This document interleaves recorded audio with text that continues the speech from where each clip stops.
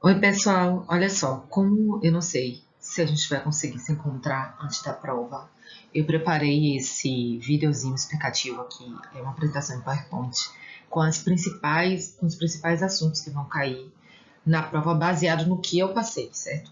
Cada professor do estado teve que fornecer algumas questões. Então, eu forneci algumas questões, baseado nessas questões que eu forneci. E eu vou fazer essa revisão superficial, mas eu creio que se cair as questões que eu passei, vocês vão ser capaz de responder o que eu passei, tá bom? Vamos lá. Uma das questões que envolve redes de computadores, para os alunos que estão saindo, tem a ver com a vinculação de protocolos com as camadas, né? Então, eu estava conversando com vocês esses dias a respeito desse modelo TCP/IP, que é uma concatenação, né, do modelo OSI, e aí falei por alto de alguns protocolos que tem em cada camada dessa. Então, assim, os principais protocolos que a gente está utilizando para as aulas, não estou falando que todos, mas os principais protocolos por cada camada está descrito aqui nesse quadro. Então, assim, vocês vão ser capazes de observar, né, quais são os protocolos de cada camada, tanto para o modelo OSI quanto o modelo TCP/IP. Então, assim, se alguém perguntar para vocês assim, ó, o HTTP, o FTP, eles fazem parte de que camada no modelo TCP/IP? Vocês vão lá e vão responder camada aplicação. Se for no modelo OSI, vocês falam que também é na camada aplicação. Mas, por exemplo, o MPEG e o JPEG, no modelo TCP/IP está na camada aplicação, mas no modelo OSI está na camada apresentação. Então, a minha sugestão para vocês é que vocês deem uma lida, façam associações para lembrar quais são os principais protocolos da camada aplicação. Aqui eu estou falando do HTTP, do FTP, SMTP, que é de e-mail, o DNS e o RDP. Na camada apresentação, que no TCP/IP também é camada aplicação, vai ser o JPEG, MPEG, ASCII2. Na camada seção, a gente pode mencionar o NetBIOS, o NFS, o RPC, certo? Na camada de transporte tem aqueles dois que eu gastei com vocês esses dias, né? A camada TCP/IP ou TCP, né? E o UDP, sendo que a diferença entre os dois é que um é mais seguro do que o outro. Um consegue observar se houve alguma falha na transmissão e o outro não. O outro só vai fazer o transporte da informação. No de rede, quem não lembra, né, que o de principal do rede é o protocolo IP, quem está estudando, né? O ICMP e o ARP. Esses são os protocolos principais da camada de rede. Na camada de enlace, eu conversei com vocês há um tempo atrás, que na camada de enlace a gente só precisava do MAC address, né? Tanto que os equipamentos de camada 2, os switches de camada 2, ele não usa o endereço IP para identificar o destino dele, ele usa o endereço MAC. Não sei se vocês lembram, mas se vocês não lembram, eu estou falando isso agora para vocês gravarem na cabeça de vocês, tá bom? E na camada física, a gente tem aqueles protocolos criados pela I3E, né? 1000 base T, 10 base 2, 10 base 5, Wi-Fi, DSL. Só que aqui eu só chamei atenção o 1000 base T, o Wi-Fi e o DSL, que são os mais utilizados ultimamente, certo? Essa parte dos protocolos vocês dão um jeito de gravar, né? Porque eu não vou. As perguntas não é assim, para que serve o protocolo NFS? Não vai acontecer isso. Mas vai ter uma relação entre os protocolos e as camadas do modelo OSI e TCP/IP. Perfeito? Tá. E outra coisa que eu quero que vocês gravem também. O nome dado ao pacote de dados unitário, né? O pacote de dados por camada. Então, dados aparece como aplicação, apresentação e sessão. Logo em seguida, é o segmento na camada transporte. O pacote vai para a camada de rede. quadros ou frames na camada enlace e bits na camada física, tá bom? Então gravem isso daí, vocês vão estar tinindo para as questões que vão cair na prova.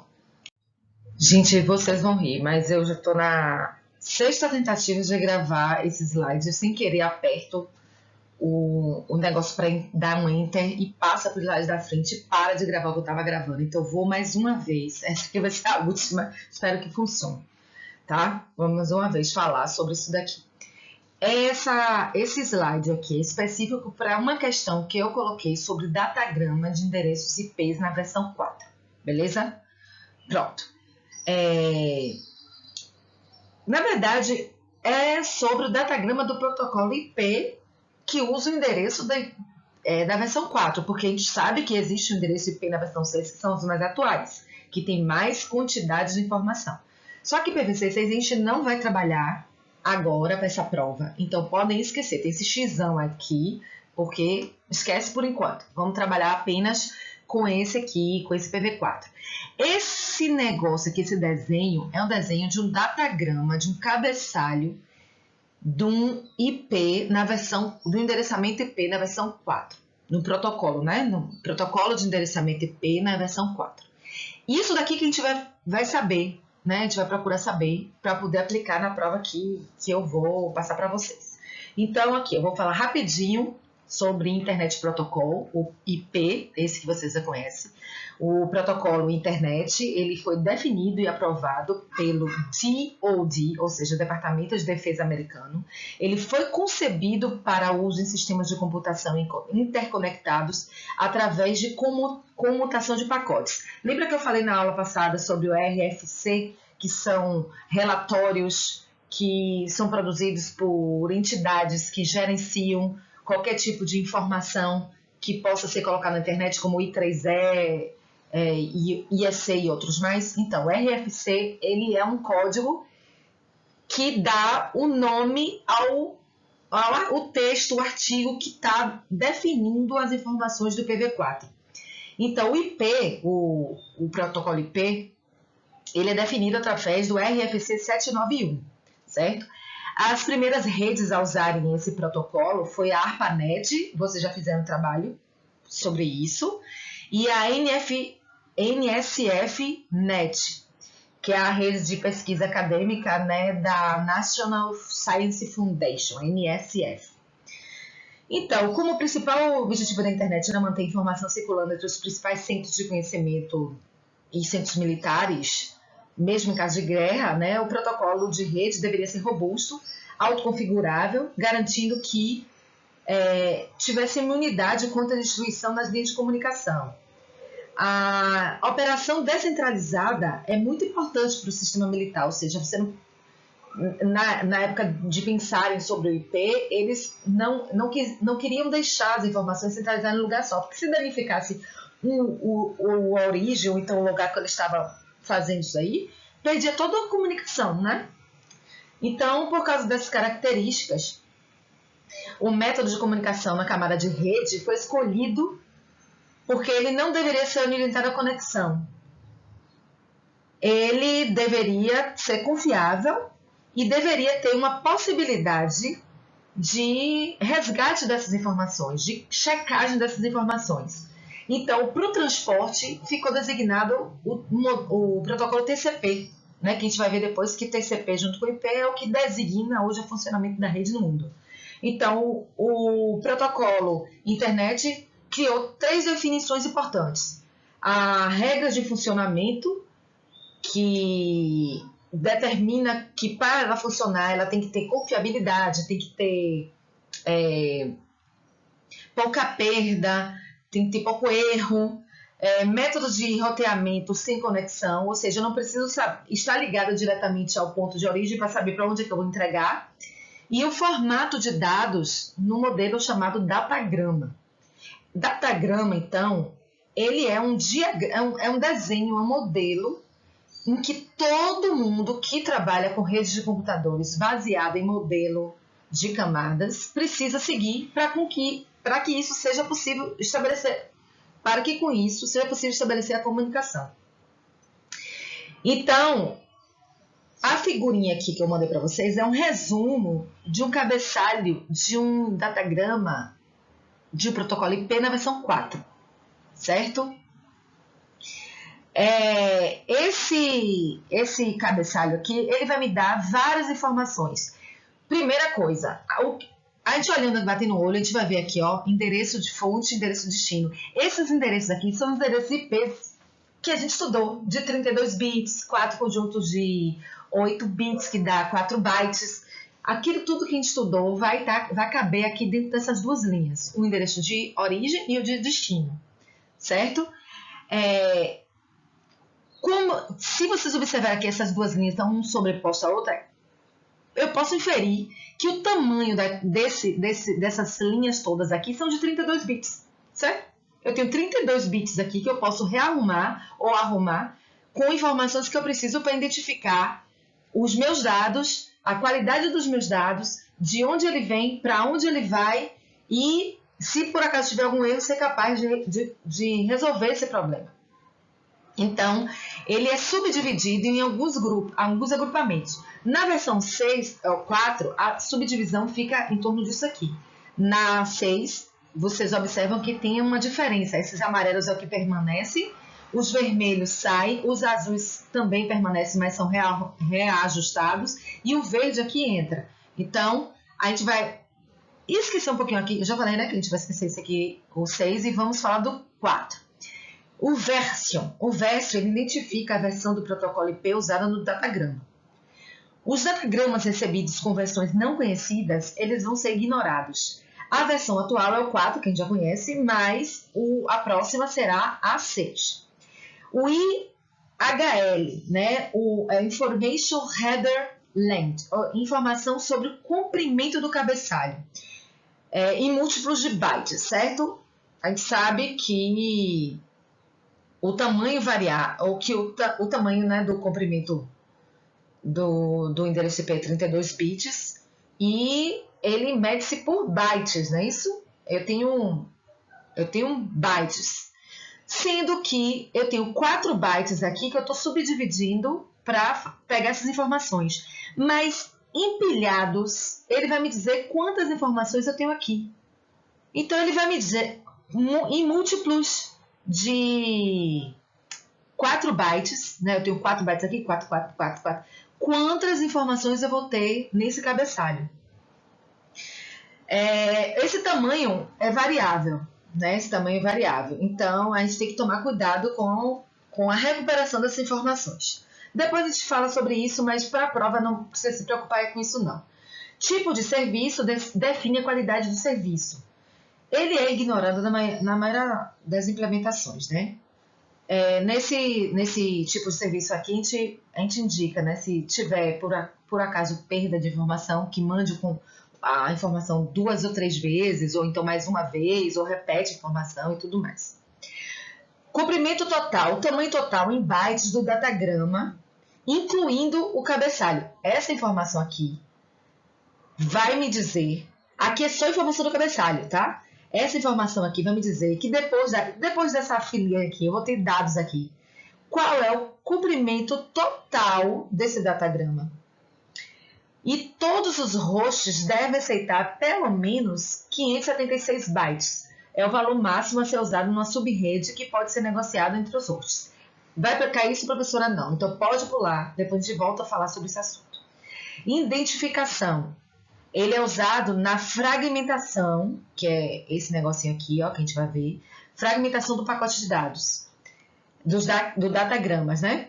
Flags são informações, bandeiras ou identificadores, que também é utilizado nessa fragmentação. E a fragmentação offset, é o tamanho do fragmento que eu vou colocar para esse meu pacote de informações. Então, aqui eu tenho esse offset, aqui eu estou dizendo assim, qual o tamanho do pacotinho que eu vou subdividir o meu pacote que está indo. Certo? Então, isso aqui, todas as informações aqui é utilizada na fragmentação de pacotes. O time to live, né? Tempo de vida. O tempo de vida, a cada nó por onde esse datagrama passa, ele vai ser decrementado de unidade, ele vai perder uma informação. Os roteadores mais inteligentes podem decidir por tirar essa informação, esse valor proporcional ao tempo gasto por esse pacotinho no seu armazenamento. Para que ele serve? Para que não haja uma vida eterna de um pacote de dados na internet e sobrecarregá-la, né? Então, ela determina o tempo de vida da internet, do pacote de dados da internet. O protocolo, ele vai identificar imediatamente qual é o protocolo utilizado na camada anterior, certo? Imediatamente acima. Se eu estou na camada de rede, a camada acima provavelmente vai ser o TCP. Mas se eu estou na camada de TCP, provavelmente o que vai estar acima vai ser uma dos protocolos NetBIOS ou JTAG, alguma coisa nesse sentido, tá? O header checksum. O header checksum, que é esse vermelhinho aqui, ele vai garantir a integridade do protocolo. Essa informação vai me dizer o somatório do cabeçalho, que é como tem tudo. Se lá no final alguém fizer esse somatório e der errado, alguma coisa foi violada nesse meu cabeçalho, alguma coisa não está funcionando legal. Então ele pede para mudar de novo, ou então não garante a integridade daquela informação. Source address é o endereço de fonte, o destination address é o endereço destinatário, aqueles endereços IPs que a gente já trabalhou. E esse campo aqui, options, ele pode ser usado para serviços extras. Esse padding é de acordo... Lembra que eu falei aqui que tem que ser múltiplos de bytes? E para chegar no máximo 32 bytes, ou 32 bits, ou seja, 4 bytes, se por acaso essas opções não completarem, é utilizado esse padding para completar o restante da minha linha, certo? Então, beleza. Vamos para o próximo agora, que é o que eu falei antes, mas eu vou falar um pouquinho mais sobre cadê, meu Deus do céu? Os subcomandos do tipo de serviço e o option code, que vai em opções, né? Gente, eu precisava falar disso? Acho que não vou precisar falar disso não, senão vai ficar muito comprido. Vou deixar essas informações para quando a gente for falar sobre PV6, tá certo? Então, o que eu quero que vocês entendam é a versão, o comprimento do cabeçalho, o comprimento total do cabeçalho, do datagrama, né? Existe tipo de serviço, existe identificação, bandeiras, flags e fragmentação, né? Eu tenho o tamanho desse fragmento que eu posso dividir, esse flag é a bandeirinha de informação que controla essa fragmentação, o tempo de vida, o tipo de protocolo imediatamente superior, o verificador, né, o somatório verificador, o endereço de destino e o de origem, campos de opções e o complemento. Beleza? Eu preciso que vocês se entreguem completamente a esse desenhozinho aqui. Ó, estudem esse desenhozinho que vocês vão estar... É só gravar o entendimento da coisa, certo? Entenda o que vai acontecer lá, que vocês vão ficar tinindo. É só olhar aqui esse símbolo aqui, ó, e fazer associação com as descrições. Beleza? Beleza. Vamos para o próximo slide agora. Vamos lá, o próximo slide é esse padrão internet. Uma das perguntas que eu tinha feito foi a respeito de um trabalho. Eu não sei se todo mundo fez esse trabalho, mas sobre o padrão da camada física, né? O padrão da camada física aqui no TCP/IP é a camada de interface de rede. Esse padrão Ethernet aí, que é um dos tipos, um dos modelos, ele é gerido, né, pela I3E e tem como orientador, como o padrão principal é o I3E 802. Esse ponto 3, 3U, 3E são as variações. Na prova, eu perguntei sobre 10 megabits por segundo, certo? Mas não necessariamente o 10 base T. Esse 10 base T aqui, quando tem o T, significa que eu estou usando aqueles fios espartançados, que é aquele cabo azul que vocês conhecem, certo? E esse cabo azul, ele tem um tamanho máximo a ser alcançável. Você não consegue instalar ele para sempre. O máximo de tamanho dele é 90 metros na categoria, na categoria 5, né? 3, 4, 5, 90 metros. Mas na categoria 6, que é um pouco CAT 6, que é um pouco mais robusto, essa metragem não passa de 80 metros. Então, o que foi que eu fiz? Eu fiz uma pergunta sobre 10 megabits por segundo Ethernet, voltado para base 2, 5 e T. Vai estar entre esses três.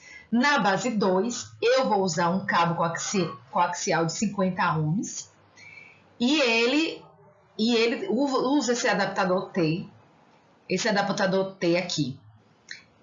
O da base, como é que chama? Da base 5, ele estabelece a banda básica dele, né? 10 megabits por segundo. Mas o cabo coaxial dele não é 50, 75 ohms. A outra coisa que ele tem de importante nesse aqui da base 5 é que a distância dele de limite é de 500 metros por segmento. Maior do que isso tem que botar repetidor, certo? Então na base 2 ele tem um comprimento um pouco maior, mas a qualidade não é tão boa e não tão rápido. Requer terminadores nos finais para poder você conseguir fazer comunicação. Na base 5 eu tenho o padrão dele é um pouco mais grosso do que o da base 2, é de 75 ohms, e ele faz parte da especificação da camada física, né? E tem um limite de distância de 500 metros por segmento. Na base T, eu falei para vocês, é aquele cabo azul que eles não passam de 90 metros, certo? Preciso que vocês gravem isso, beleza? Próximo slide agora. Tá, dispositivos de rede. Pronto, conversei com vocês sobre switch. Switch é um comutador que direciona o pacote de dados baseado no MAC address, certo? Ele faz a junção de dispositivos de rede numa mesma rede, equivalente a uma topologia em estrela.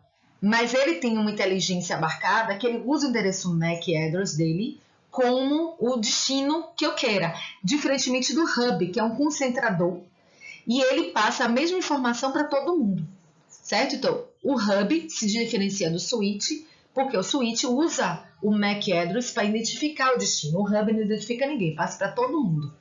A bridge, ele vai fazer o quê? Ele vai fazer a interconexão entre segmentos de rede. Por exemplo, eu não estou ligando duas redes diferentes, eu tenho a mesma rede, só que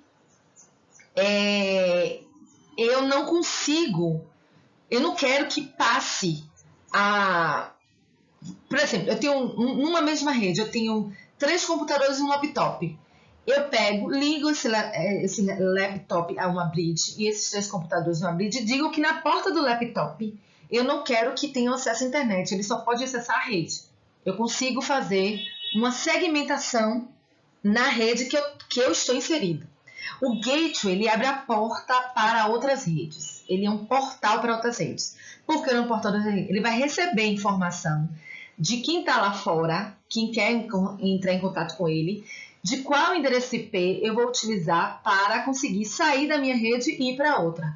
E o roteador, a gente já gastou a nossa mufla para saber que o roteador usa o endereço IP como gerenciador daquelas informações de destino, de origem, e ele é o responsável por prover a comunicação entre 2 ou mais redes. Ele faz subdivisão de rede. Eu consigo, no roteador, criar 2 redes diferentes. Ou seja, enquanto os outros todos vão estar ligados numa mesma LAN, o router, eu consigo fazer com que ele subdivida a minha rede em 2. Eu consigo criar uma interconexão entre eles, sendo que 2 redes são diferentes, são 2 LANs diferentes. Então, eu preciso que vocês captem essa informação para a pergunta que tiver lá de dispositivo de rede. Ok? Vamos para o próximo.